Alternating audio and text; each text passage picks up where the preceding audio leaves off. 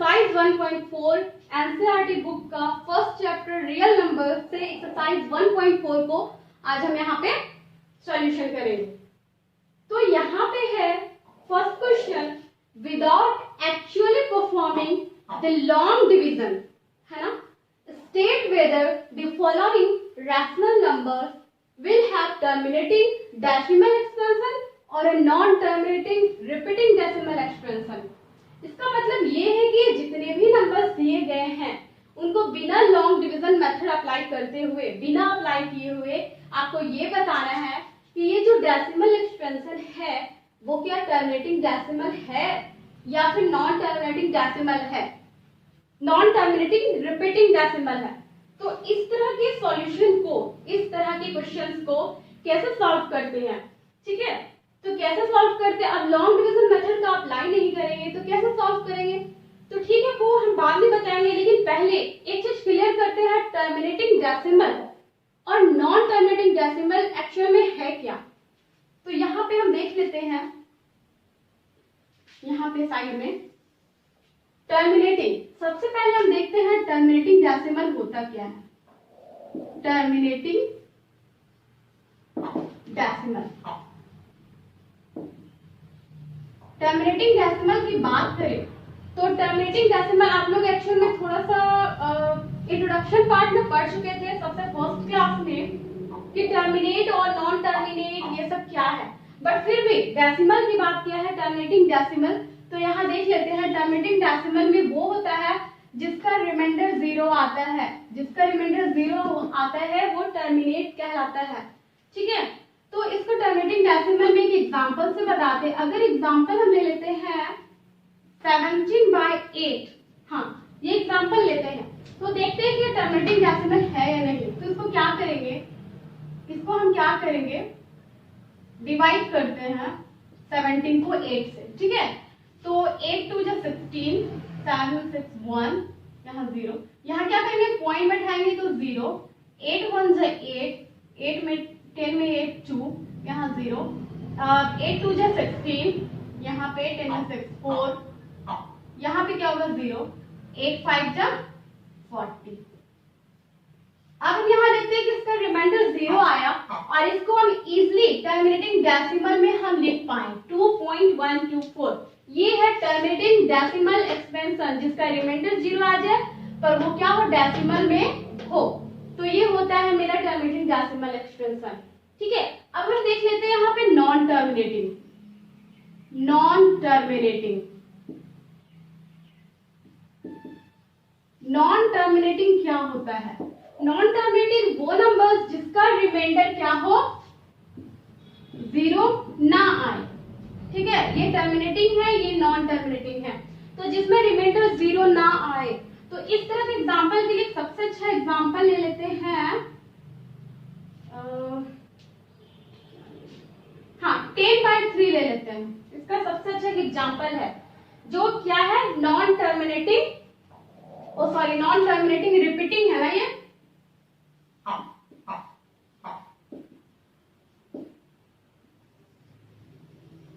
ठीक है। ये नॉन टर्मिनेटिंग रिपीटिंग की बात कर रहे हैं हम। तो सबसे पहले नॉन टर्मिनेटिंग का मतलब जिसका रिमाइंडर 0 ना आए और लेकिन टर्मिनेट वो क्या हो, रिपीट हो। तो इस तरह का एग्जांपल है 10/3। इसको करके देखते हैं। तो 10 को हम 3 से डिवाइड जब करेंगे तो 3 3 जा 9, 10 में 9 1, यहाँ पॉइंट बैठाएंगे, यहाँ 0, फिर 3 3 जा 9, फिर 1, फिर 0, फिर 3 3 जा 9, फिर 1। यहाँ क्या देखते हैं कि ये क्या हो रहा है, रिपीट हो रहा है। डेसिमल के बाद क्या हो रहा है, रिपीट हो रहा है। तो ये टर्मिनेट भी नहीं कर रहा है बट रिपीट हो रहा है। तो इस तरह के नंबर को non terminating repeating decimal expansion कहते हैं, ठीक है। आई होप कि आपको ये समझ में आ गया होगा या फिर आप पहले से भी जानते होंगे, ठीक है। तो लेकिन अभी हमको यहाँ पे क्या पढ़ना है कि इस तरह को बिना इस तरह का मेथड यूज किए हुए, ये लॉन्ग डिवीजन मेथड यूज नहीं करना है इसमें, बट आपको ये बताना है कि ये टर्मिनेटिंग डेसिमल है या फिर नॉन टर्मिनेटिंग रिपीटिंग डेसिमल है। तो इसको मैं रब करती हूँ और आपको बताती हूँ कि बिना इस मेथड का यूज करते हुए, बिना लॉन्ग डिवीजन मेथड का यूज करते हुए कैसे हम इसको सॉल्व करते हैं।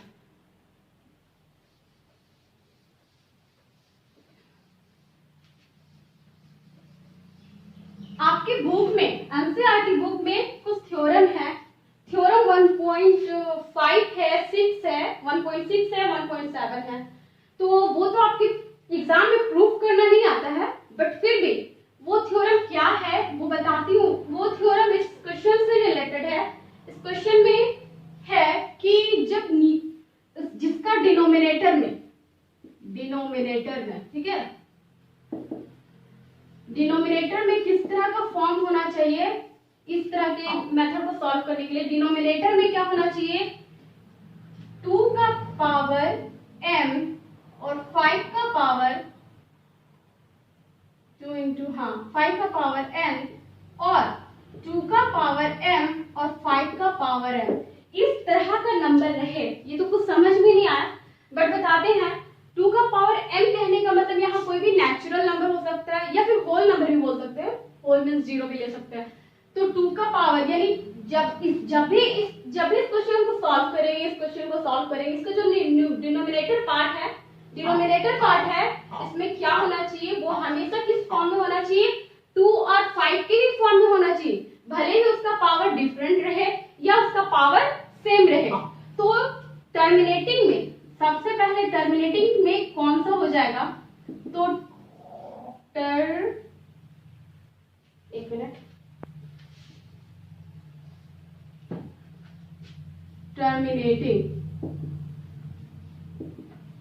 टर्मिनेटिंग में आएगा आपका कौन सा फॉर्म और नॉन टर्मिनेटिंग में कौन सा फॉर्म आएगा। तो आपको टर्मिनेटिंग का ध्यान रखना है, नॉन टर्मिनेटिंग भी सॉल्व हो जाएगा। अगर 2 का पावर सिर्फ m होता है, मीन्स 2 का पावर कुछ भी रहे, m मतलब कुछ भी, 0 से लेकर के कुछ भी होल नंबर, तो अगर सिर्फ 2 भी रहे नीचे डिनोमिनेटर में, सिर्फ 2 का पावर कुछ रहे तो भी वो टर्मिनेटिंग कहेंगे, उसे कहेंगे टर्मिनेटिंग डेसिमल। और 5 का पावर m रहे तो भी, m मतलब कुछ भी पावर, तो 5 का पावर m रहे तो भी वो मेरा क्या कहलाएगा, टर्मिनेटिंग डेसिमल। और किस किस के फॉर्म में रहता है जो टर्मिनेटिंग डेसिमल कह सकते हैं, वो ध्यान रखना है। 2 का पावर m और 5 का पावर m, और 2 का पावर m 5 का पावर n, मींस 2 और 5 के प्रोडक्ट में भी रहे बट उसका पावर जो है वो डिफरेंट भी रहे तो भी वो मेरा टर्मिनेटिंग कहलाएगा। और 2 का पावर m और 5 का भी पावर m, यानी कि पावर सेम रहे बट 2 क्रॉस 5 के फॉर्म में रहे तो अभी वो मेरा टर्मिनेटिंग कहलाएगा। मींस ये जो है ये 4 फॉर्म है, 2 का power m, 5 to the power m, 2 to the power m, 5 to the power m और 2 to the power m, 5 to the power m। ये 4 फॉर्म में अगर दिख गया आपका इसका डिनोमिनेटर ये पार्ट, तो आप कह सकते हो टर्मिनेटिंग डेसिमल एक्सपेंशन है।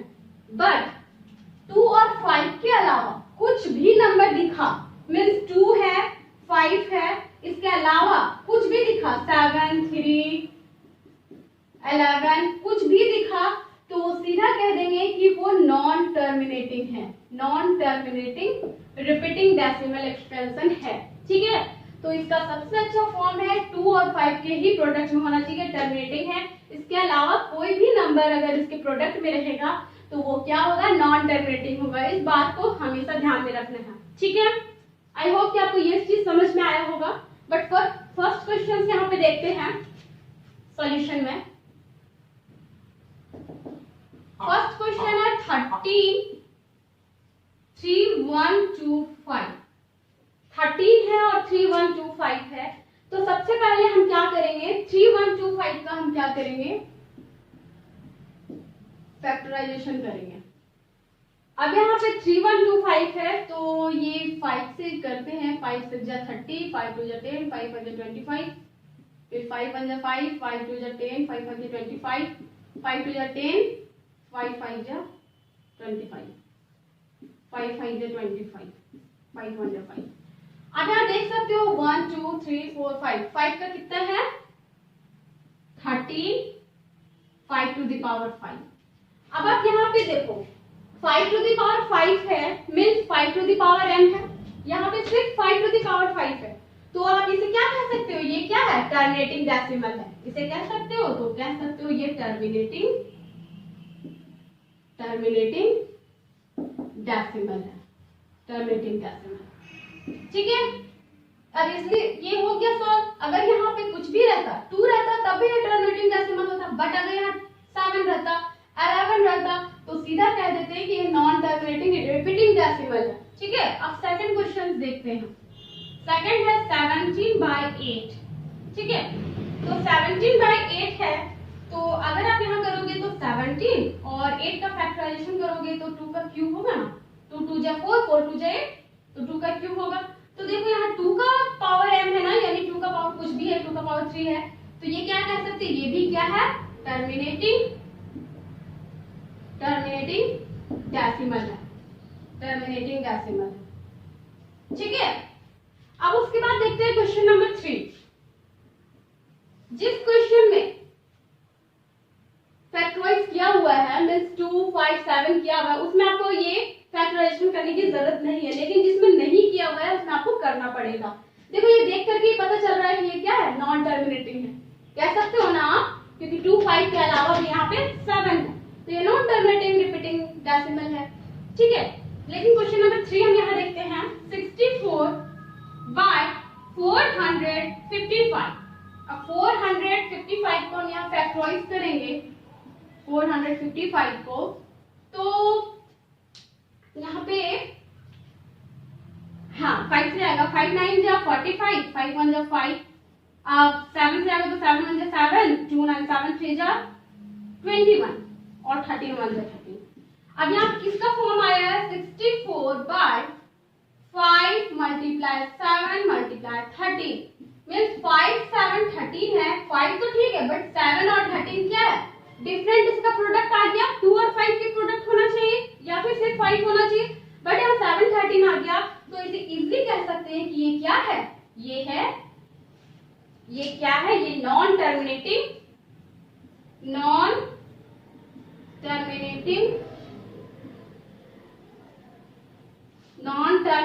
Repeating decimal, non terminating repeating decimal. ठीक है, आई थिंक आपको ये क्वेश्चन बहुत अच्छे से समझ में आ गया होगा कि फॉर्म किसका होना चाहिए, टर्मिनेटिंग का, टर्मिनेटिंग डेसिमल का 2 टू द पावर m या फिर 5 टू द पावर m, या फिर 2 और 5 का पावर सेम होना चाहिए या फिर डिफरेंट होना चाहिए, यही दोनों का, यही 4 फॉर्म है जिसका टर्मिनेटिंग डेसिमल का है। उसके अलावा अगर रहे तो वो 7 और 13 जैसे इसके फॉर्म में रहे तो ये क्या होगा, नॉन टर्मिनेटिंग होगा। आई थिंक ये क्वेश्चन बहुत अच्छे से क्लियर है। तो हम आपको बताए हैं क्वेश्चन 1 2 एंड 3, उसके बाद आप ये सारे क्वेश्चन नंबर यहाँ 10 तक है, तो आप ये सारे क्वेश्चन इजीली कर सकते हो। ठीक है, ठीक। अब देखते हैं क्वेश्चन नंबर 2। यहाँ देखते हैं क्वेश्चन नंबर 2 क्या है, right on the decimal expansion of those rational number in question 1 above which have terminating decimal expansion। This question आपका यही है, ये मैंने खुद से लिखा है। क्वेश्चन है right on the decimal expansion, आपको वो डेसिमल एक्सपेंशन लिखना है, आपको डेसिमल एक्सपेंशन लिखना है किसका, उन रैशनल नंबर का जो क्वेश्चन 1 में जो टर्मिनेटिंग डेसिमल एक्सपेंशन था। तो यहाँ पे क्वेश्चन नंबर 1 जो आपने सॉल्व किया उसमें जो टर्मिनेटिंग डेसिमल आया आपका, टर्मिनेटिंग डेसिमल जो था, उन सारे का क्या करना है, यहाँ पे आपको डेसिमल फॉर्म में उस नंबर्स को लिखना है। इसका डेसिमल क्या आएगा, इसका डेसिमल क्या आएगा, जिसका टर्मिनेटिंग डेसिमल जो है बस उसका लिखना है। ठीक है, तो मैंने यहाँ पे 3 क्वेश्चंस को सॉल्व किया था, 1 2 एंड 3, है ना, 1 2 3, बट यहाँ पे क्या हुआ था कि ये टर्मिनेट तो हुआ था, टर्मिनेटिंग डेसिमल हुआ था, ये भी टर्मिनेटिंग आया था, ये भी टर्मिनेटिंग आया था, ये क्या आया था, नॉन टर्मिनेटिंग। ठीक है, तो मैं यहाँ पे इसको नहीं बनाऊंगी नॉन टर्मिनेटिंग को, सिर्फ टर्मिनेटिंग वाले को यहाँ पे लिखना है। तो इन दोनों को आपको सारे 10 क्वेश्चंस हैं क्वेश्चन नंबर 1 में, उन 10 क्वेश्चंस को पहले आपको टर्मिनेटिंग नॉन टर्मिनेटिंग करके देखना है कि कौन टर्मिनेटिंग है और कौन नॉन टर्मिनेटिंग रिपीटिंग है। उसके बाद क्वेश्चन नंबर 2 में जो भी टर्मिनेटिंग डेसिमल होगा उन सारे को यहाँ लिखना है और उन सारे का डेसिमल फॉर्म आपको करके बताना है, डेसिमल एक्सपेंशन यहाँ पे लिखना है। तो मैं 2 क्वेश्चन ही करती हूँ क्योंकि 2 क्वेश्चन में ही मेरा टर्मिनेटिंग आया था। तो क्वेश्चन नंबर 1 हम सबसे पहले यहाँ देखेंगे कि 13 3 1 2 5, इस इसको डेसिमल फॉर्म में करने का सबसे अच्छा तरीका है शॉर्ट फॉर्म। अब हम इसको क्या करेंगे, फिर से डिवाइड करने बैठेंगे लॉन्ग डिवीजन मेथड का, नहीं। तो इसके लिए सबसे अच्छा देखो 13 क्या आया था मेरा 13 और 3125 को हम यहाँ पे किए थे क्वेश्चन नंबर 1 में, ऑलरेडी कर चुके थे हम। 5 टू द पावर 5 आया था, तो इससे हम बता दिए थे कि ये क्या है मेरा टर्मिनेटिंग है, टर्मिनेटिंग डेसिमल। बट इसको डेसिमल फॉर्म में बताना है एक्सपेंशन करके, तो हम क्या करेंगे, सबसे अच्छा तरीका होता है डेसिमल में चेंज करने का कि जब 5 टू द पावर 5 है, एक चीज बता दिया गया था कि 2 और 5 के फॉर्म में होना चाहिए, टर्मिनेटिंग के लिए बताया गया था। तो 2 और 5 के फॉर्म में होना चाहिए, तो यहाँ 5 है ऑलरेडी। अगर हम यहाँ पे 2 और 5 के फॉर्म में क्यों होना चाहिए, क्योंकि 2 और 5 मिलके क्या बनाता है, 2 और 5 मिलके ही 10 बनाता है, ठीक है। तो 2 का पावर कितना भी रहे, 5 का पावर कितना भी रहे, 2 और 5 का प्रोडक्ट हमेशा नीचे जीरो का प्रोडक्ट ही आता है, मींस 10 का ही फॉर्म आता है। तो यहाँ पे 5 का पावर 5 है, तो इसको डेसिमल में चेंज करने का सबसे अच्छा तरीका होता है कि इसके ऊपर नीचे दोनों में क्या करेंगे, सेम पावर से 2 का पावर 5 और 2 का पावर 5 से मल्टीप्लाई कर देंगे।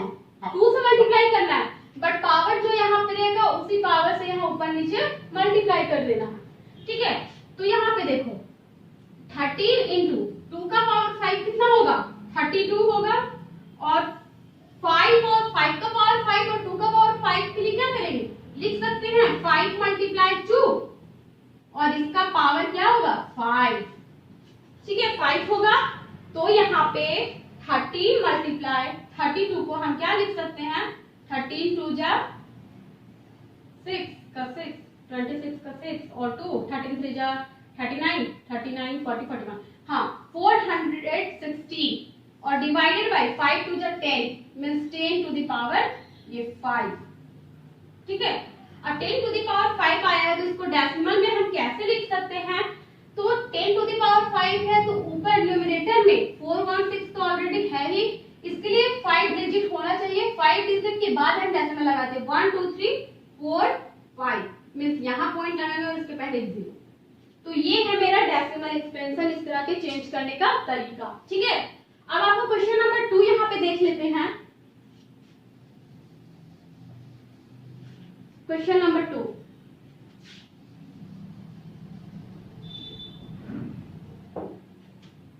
यहाँ पे हम देखते हैं क्वेश्चन नंबर 2 को। क्वेश्चन नंबर 2 में है 17/8, ठीक है। तो 17/8 इसको हम कैसे लिख सकते हैं, 17/2 का पावर क्यूब लिख सकते हैं, और इससे हम बता दिए थे कि ये क्या है, टर्मिनेटिंग डेसिमल है, क्योंकि 2 का फॉर्म है, ठीक है। तो हम इसको क्या करेंगे, इसी को डेसिमल में चेंज करने का क्या तरीका बताया गया कि 2 और 5 का प्रोडक्ट आना चाहिए। अब यहाँ पे 2 का पावर कितना है, 3 है ना, मींस क्यूब है। तो यहाँ पे भी हम क्या करेंगे, 5 से ऊपर नीचे 5 से तो मल्टीप्लाई करेंगे, क्योंकि 2 और 5 का प्रोडक्ट क्या होता है, 10 का फॉर्म आता है इसलिए। लेकिन जितना पावर रहता है, जैसे 2 का पावर 3 है, एक्सक्यूज मी, 2 का पावर 3 है, तो 5 का पावर भी 3 और 5 का पावर भी 3 ही करेंगे, यही सारे में रूल अप्लाई होगा, ठीक है। तो 17 इंटू 5 का पावर क्यूब कितना हो जाएगा, 5 5 25, 25 3 जा सॉरी 25 5 जो 125 भी होगा, हाँ। और नीचे 2 और 5 का क्या हो जाएगा, होल क्यूब, यही ना होगा। अब यहाँ पे 17 और 1 2 5 को जब मल्टीप्लाई करोगे तो आपका यहाँ पे इन दोनों को मल्टीप्लाई करके देख लेना 2 1 2 5 आएगा, ठीक है।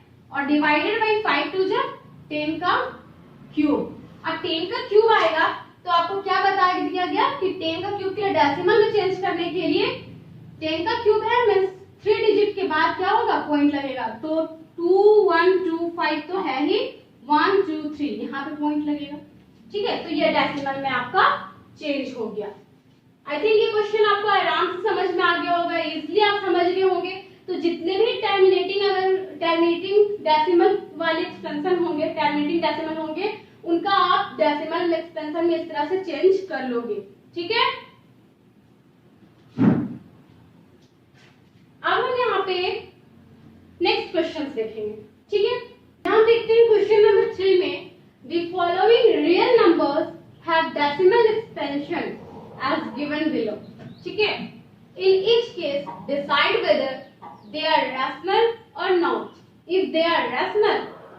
and of the form p by q, what can you say about the prime factorization of q?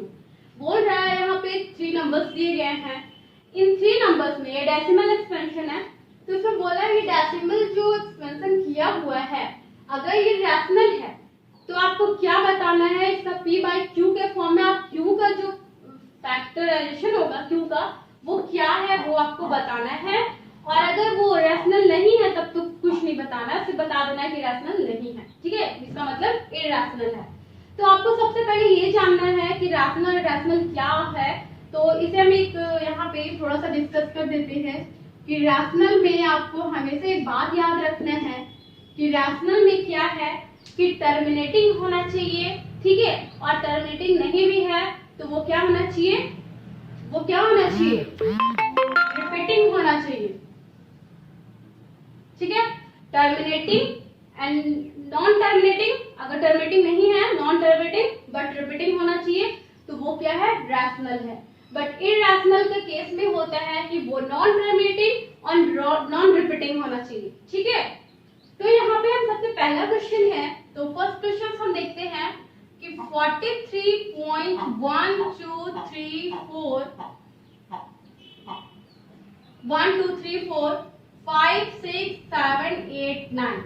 आप यहाँ देख सकते हो कि डेसिमल के बाद एक नंबर है लास्ट डिजिट 9 जिस पे आके ये रुक गया है, इसके आगे ना ही ये रिपीट हो रहा है ना ही आगे जा रहा है, ये टर्मिनेट कर रहा है, तो कह सकते हो कि 43.12345678 is terminating, so it is a rational number,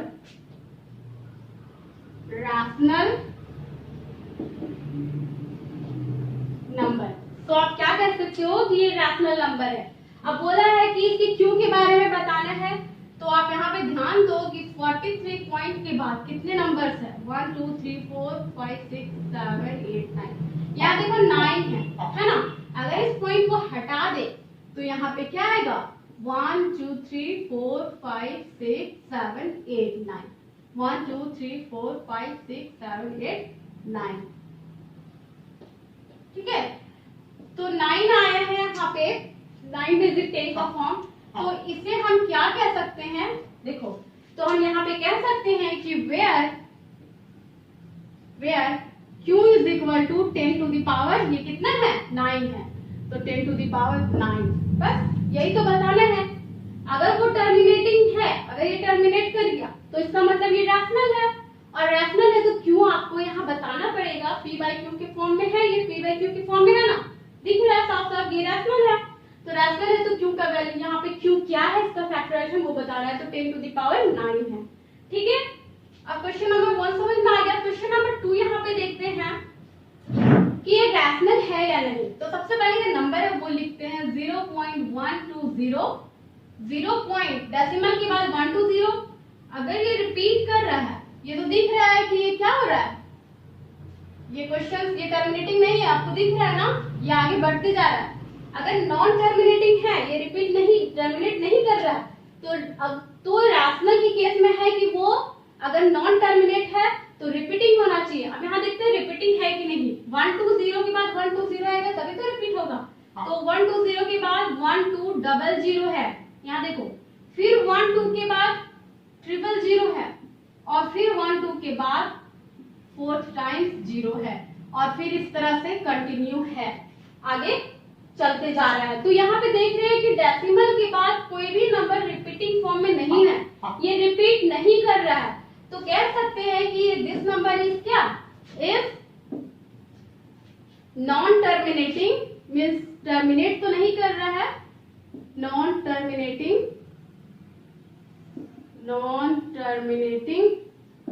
and non repeating, repeat भी नहीं कर रहा है, तो क्या लिखेंगे, and non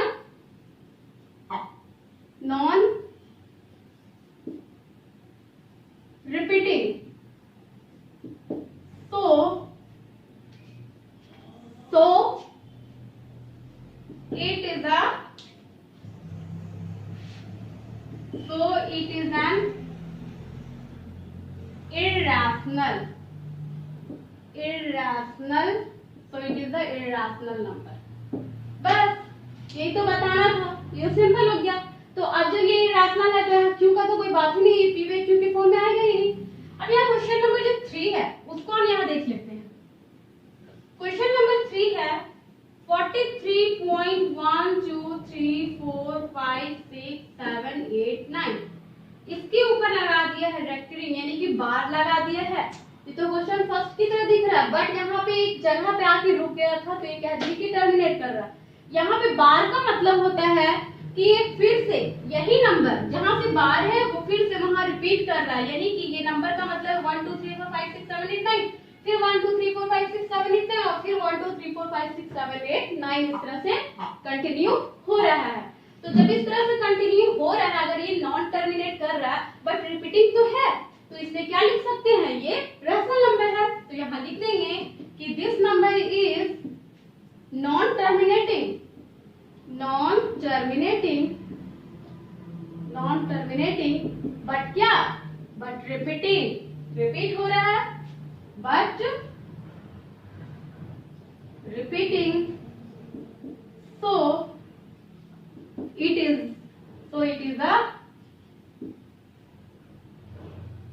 is a rational,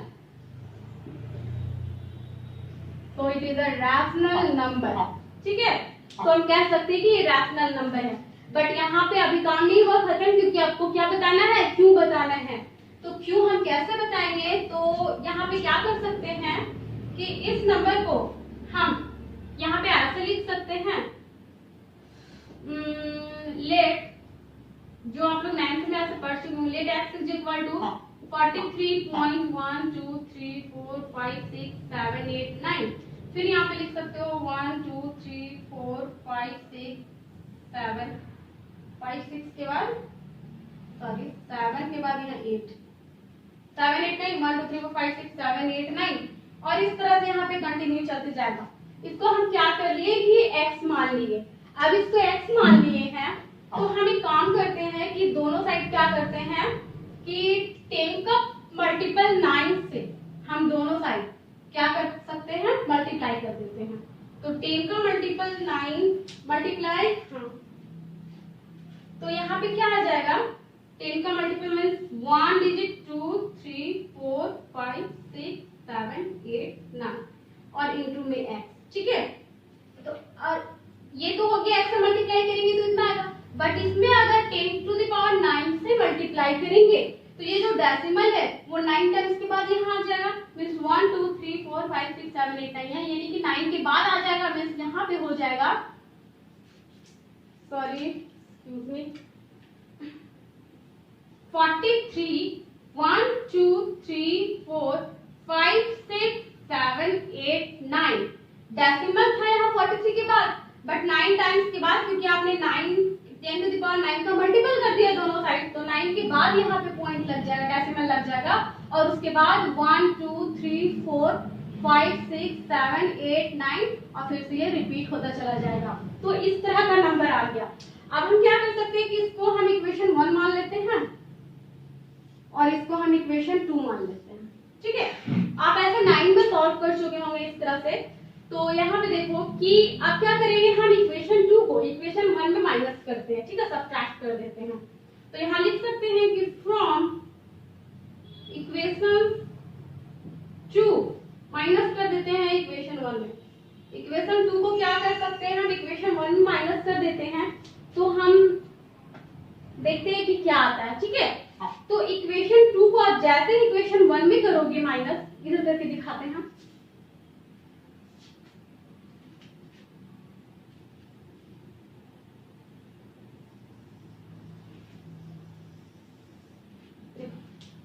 equation 2 को 1 में करेंगे मींस ये 10 का मल्टीपल 9 है और x में मल्टीप्लाई करेंगे, तो यहाँ पे देखो कि 9 टाइम्स आपका क्या आएगा, 9 आएगा, 9 टाइम्स 9 आएगा, तो 1 2 3 4 5 6 7 8 9 1 2 3 4 5 6 7 8 9 9 times multiple x is equal to, अब इसको आप इसमें मल्टीप्लाई करोगे तो ध्यान रखो पॉइंट के बाद 1 2 3 4 5 6 7 8 9 है और पॉइंट के बाद यहाँ भी 1 2 3 4 5 6 7 8 9 है और कंटिन्यू है, तो पॉइंट के बाद वाला तो सारा टर्म 0 हो जाएगा, बट यहाँ पे उसके बाद यहाँ 43 बच रहा है, तो जब इसमें आप 43 माइनस कर दोगे, 43 माइनस कर दोगे तो 9 में 3 जाएगा तो कितना आएगा, 9 में 3 जाएगा तो 7,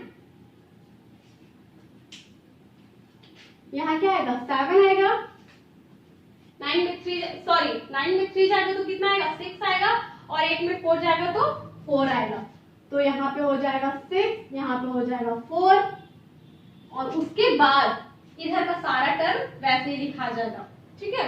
उसके बाद यहाँ लिखा जाएगा 4 4 3 1 2 3 4 5 6 4 6, ठीक है, 4 6 4 6 ये आएगा ना, ये सारे टर्म में 1 2 3 4 6 7 8 9 क्या हो जाएगा 0 हो जाएगा, जब 0 आएगा तो यहाँ 43 है, तो 9 में 3 जाएगा तो 6 हो जाएगा और 8 में 4 जाएगा तो 4 और बाकी वही सारे टर्म्स यहाँ पे लिखा जाएंगे। यहाँ पे 7 भी है, 7 4 6, आप अच्छे से सब्ट्रैक्ट करके आप लोग देख लेना, यहाँ पे क्या आएगा इतने ही नंबर आएंगे और जब इतने नंबर यहाँ पे आ जाएंगे तो हम यहाँ पे x को ऐसे लिख सकते हैं, x को क्या लिख सकते हैं, x को लिख सकते हैं 4 3 1 2 3 4 5 6 7 4 6 और ये x का मल्टीपल है ना, ये x का मल्टीपल है इतना 9 का पावर 9, तो यहाँ पे हम लिख सकते हैं ये जो मल्टीपल है तो x यहाँ x रहने दिए, इक्वल किधर आएगा तो डिवाइड में, तो 1 2 3 4 5 6 7 8 9 1 2 3 4 5 6 7 8 9, ठीक है। अब यहाँ पे देखो, तो अब हम यहाँ पे कह सकते हैं ये p बाई क्यू का फॉर्म में आ गया, मींस ये रैशनल है, तो अब यहाँ कह सकते हैं कि वेयर ठीक है, where q is equal to 9 to the power 9, means 9 का फॉर्म 9 टाइम्स है, 9 कितना है 9 टाइम्स है, 9 टू द पावर 9, तो ये हो गया आपका क्वेश्चन यहाँ पे solve. I think question number 3 आपको अच्छे से समझ में आ गया होगा, ठीक है। यहाँ पे कुछ भी नहीं करना था, यहाँ बताना था कि टर्मिनेटिंग है या नॉन टर्मिनेटिंग है, मींस रैशनल है या इरैशनल है। अगर रैशनल है तो आप क्यू बताइए कि क्यू क्या है, यहाँ पे क्यू का की फैक्टराइजेशन क्या है, क्यू का फैक्टराइजेशन रैशनल है तो ये 10 टू द पावर 9, सेकंड तो इरैशनल है और थर्ड क्वेश्चन में आपका क्यू का पावर क्या है 9 टू द पावर 9, ठीक है। तो यहाँ पे आपको अच्छे से समझ में आ गया होगा, ठीक है, ठीक है, thank you, have a nice